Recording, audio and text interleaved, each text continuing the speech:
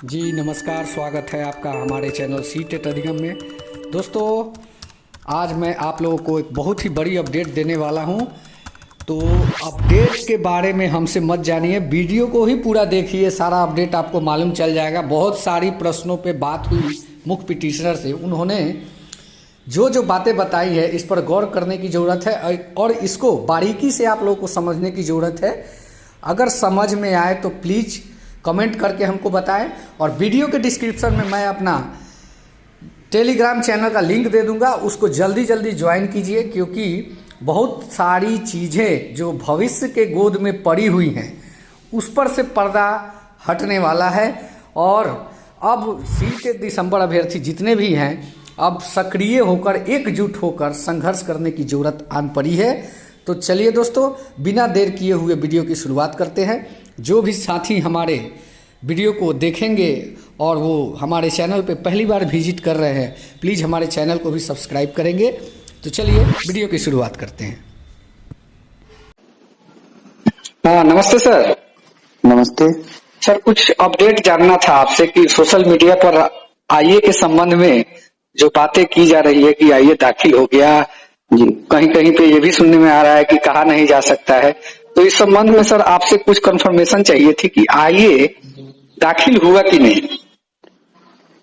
देखिए, अभी जो हमारी बातें हुई हैं अधिवक्ता से, जो national federation of the blind के जो बिहार के प्रकोष्ठ के सचिव भी हैं, उन्हीं के द्वारा ये हमें बताया गया है कि आईए उनके पास उपलब्ध हो गया है जी।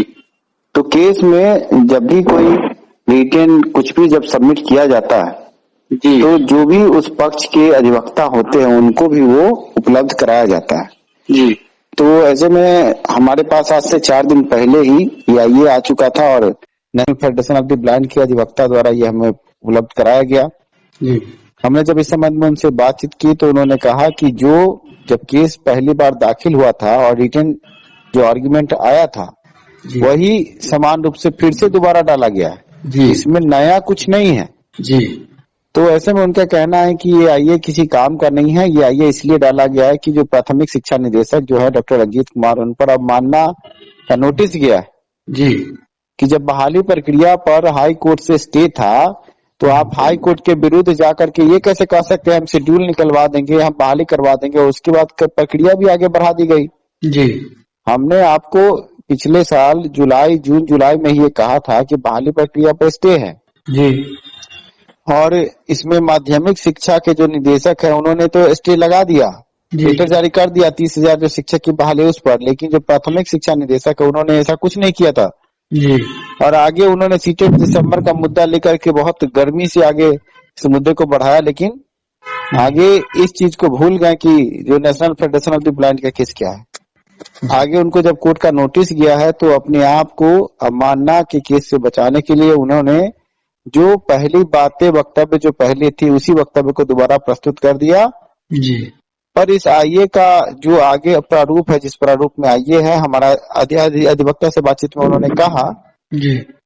कि देखिए ये आईए किसी काम का नहीं, मतलब उन्होंने जो कहा हम अपने तरफ से इसमें कुछ जोर घटा नहीं रहे हैं। उनका कहना था कि इस आईए के बाद फिर से हाई कोर्ट में जब बहस होगा जी। तो हम भी अपने तरफ से रिजॉइंडर फाइल करेंगे जी। लेकिन उन्होंने साफ लफ्जों में कहा कि बहाली प्रक्रिया अभी शुरू नहीं हो सकती है।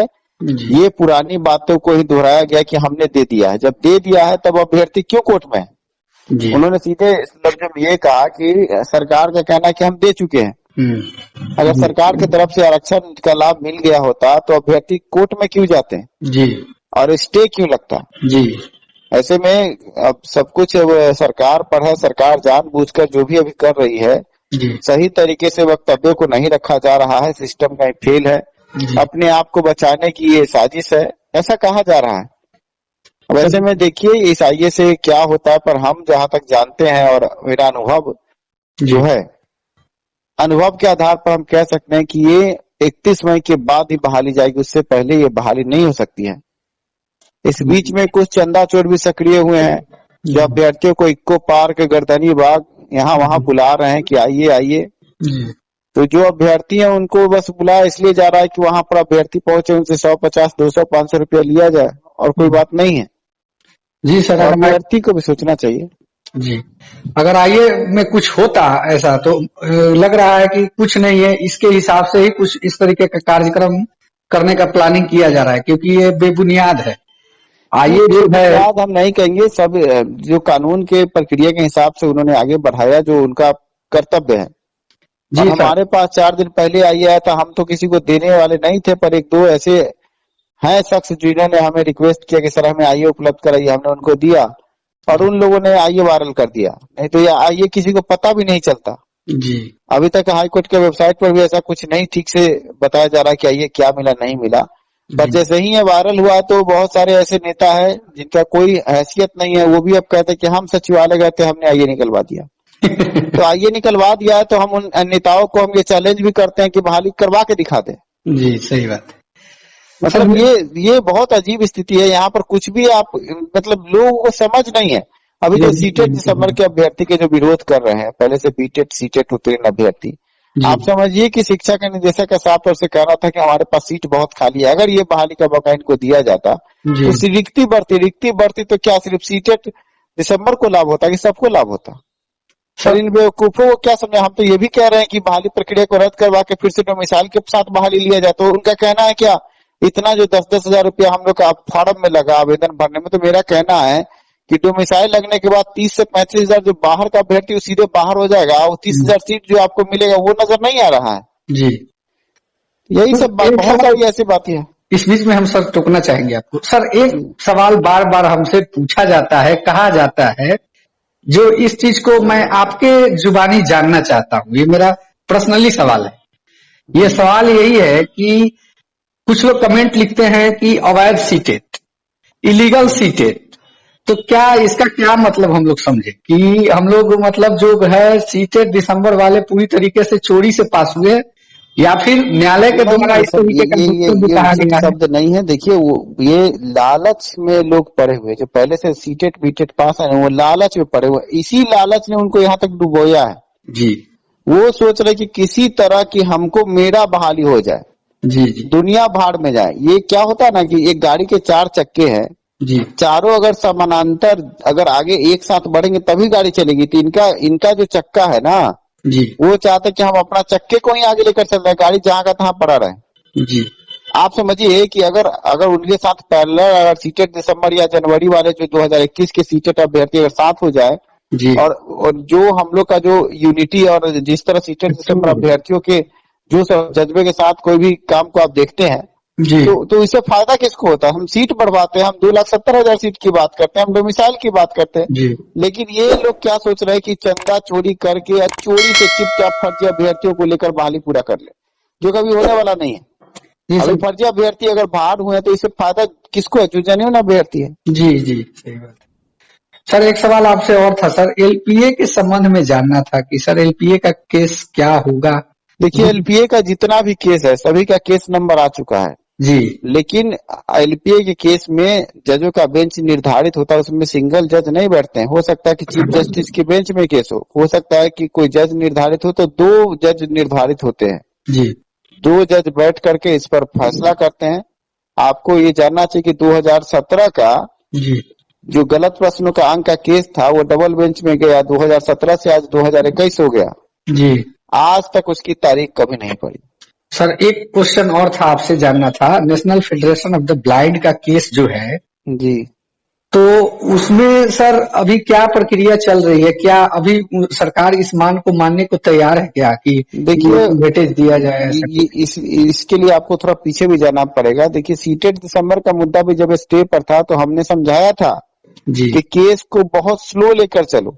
जी, स्लो लेकर इसलिए चलो क्योंकि देखिए सारा खेल का बाजी हमारे हाथ में था। अगर हम इस केस को अगर सीटेट दिसंबर को स्लो लेके चलते तो अभी national federation of the blind के साथ हमारा भी केस होता जी, और सरकार जिस तरह सदन में अभी हाथ पर जोड़ कर कह रही कि हम सब मानने को तैयार हैं, जी, तो हमारे केस भी मानेंगे। लेकिन हमारे ही गुट के कुछ लोग थे जो उस वक्त इतना हम समझाते थे मेरी बातों को तो कोई तरहीज नहीं, उनको तो लगता था कि जैसे मेरे हाथ में मछली आ गया तो हम पका के खा ही लेंगे।